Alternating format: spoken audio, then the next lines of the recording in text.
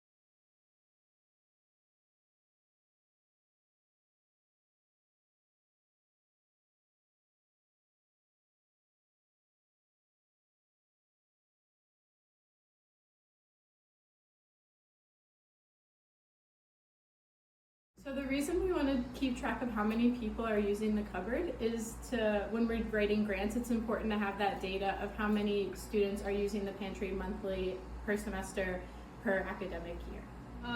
If you come in and then there's anything like has spilled, you can clean it up using the supplies in this crate, or if it's like a big of a mess, you can ask facilities for their items. So when you're volunteering and you need to clean out something, or like you need a trash bag, everything is in this crate and it's kept underneath the desk. So when you're done using everything, just put it back. Great. And when you need to replace the trash bag, you will get the trash bag from underneath the front desk. If there's no trash bags, you need to ask facilities to bring you more.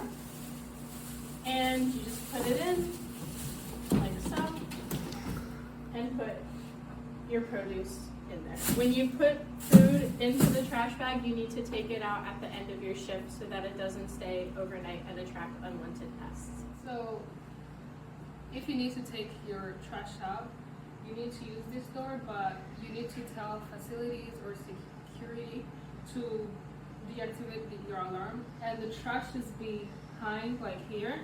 The boxes the dumpsters are green.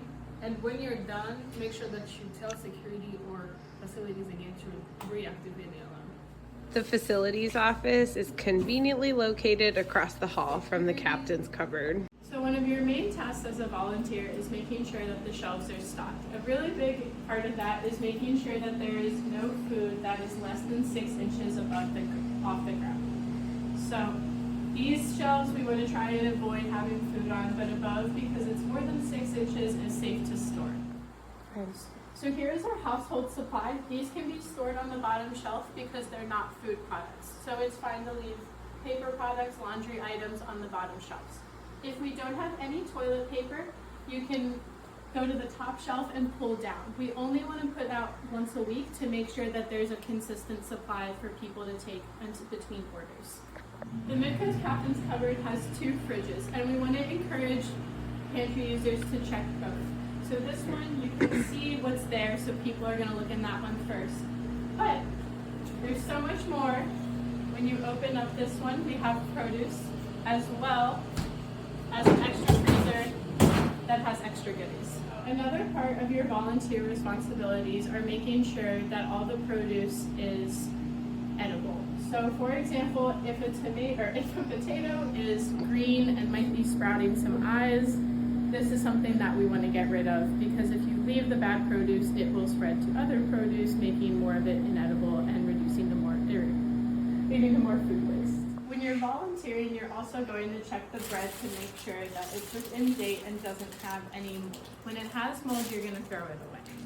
When your shift is done, you're going to turn off the lights and lock the door and pull it shut.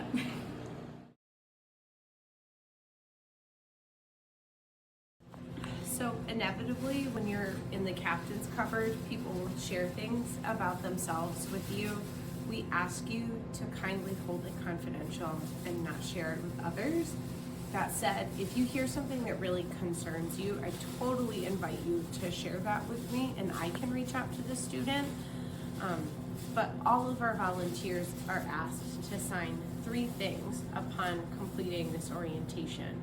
One is a consent for confidentiality, detailed here.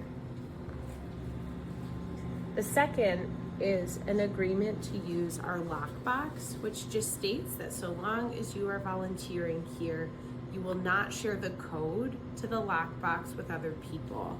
That is for food safety reasons.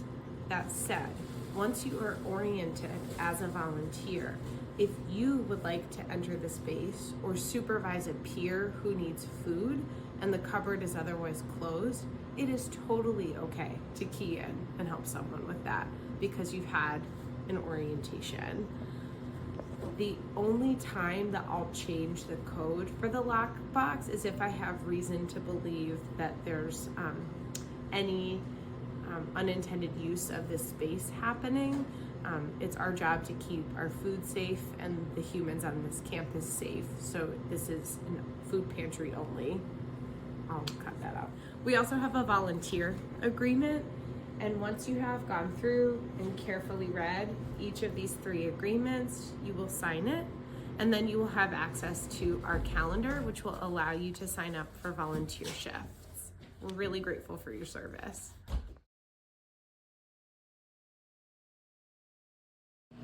All of our food that we get from the Captain's Cupboard is provided by MidCoast Hunger Prevention Program. They have a food pantry located at 12 Tenney Way, and they're always looking for volunteers. How about we be professional? Thank you for Thank you serving.